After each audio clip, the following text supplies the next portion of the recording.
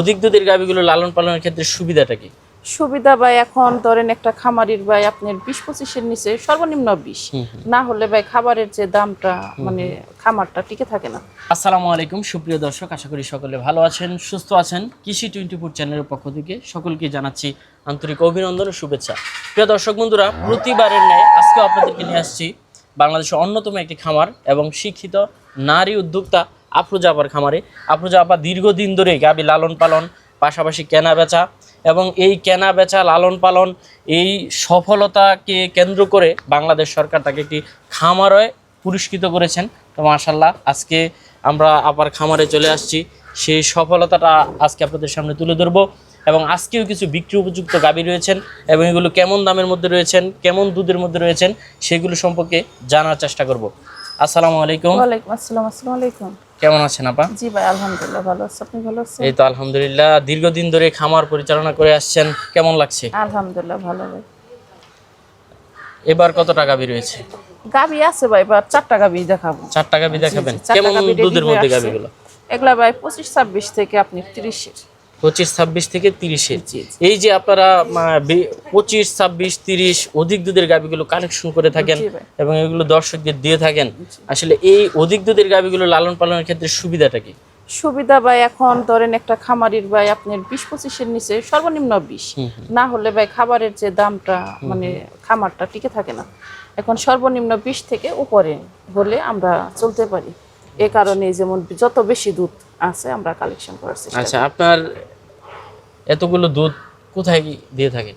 আমাদের এগুলা super shop আছে, আবার আপনার ইয়েদের দিই, ঘুষেদের দিয়ে দিই মিষ্টির দোকানে সারা বছরের জন্য করা। এখন তো বর্ষার সিজন, দুধের দাম কেমন?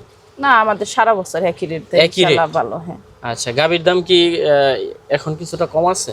কম বলতে ভাই ভালো জিনিসের দাম ভাই ভালোই থাকে। অনেকেই বলে যে কম দুধে কম টাকায় আপনি বেশি দুধের গাভী চাই, আসলে তা হয় না ভাই। ভালো জিনিস নিতে গেলে ভালো দাম দিয়ে নিতে হবে। আচ্ছা, তো দর্শকদের কি আজকে একটু দেখাবো? হ্যাঁ দেখান। মাশাআল্লাহ আপা, বিগ সাইজের একটা গাভী জি দেখতে ভাই, পাচ্ছি।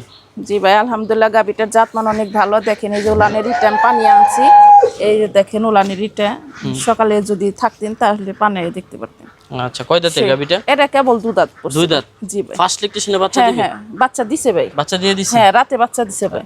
আজকে রাতে বাচ্চা হ্যাঁ দিছে? হ্যাঁ, রাতে বাচ্চা দিছে। কি পরে বাচ্চা ভাই সাথে? শাল দুধ টানছি, বকনা বাচ্চা ভাই। বকনা বাচ্চা? হ্যাঁ আলহামদুলিল্লাহ, দেখেন ব্যাটারি গুলা দেখেন 4টাই 4 জায়গায়, সেই আলহামদুলিল্লাহ খুবই ভালো। প্রথম বিয়ানের গাভীগুলোর তো বার্ডের ক্ষেত্রে কোনো সমস্যা হয় না না না, সমস্যা হয় না আচ্ছা, ইনশাআল্লাহ। বার্ড তো একবারে স্লো আছে না? হ্যাঁ হ্যাঁ, সবকিছু ঠিক আছে আল্লাহর রহমতে।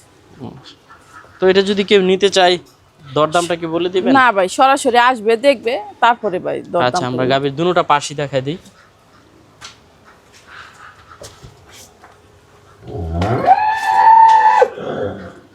মাশাআল্লাহ, এই পাশে আরেকটা দেখতে পাচ্ছি, এটা কয় দাঁতের, কেমন দুধের? জি ভাই, এটা প্রথমবার। প্রথমবার? জি ভাই। এর পিছনের সাইডটা একটু দেখাই দেন।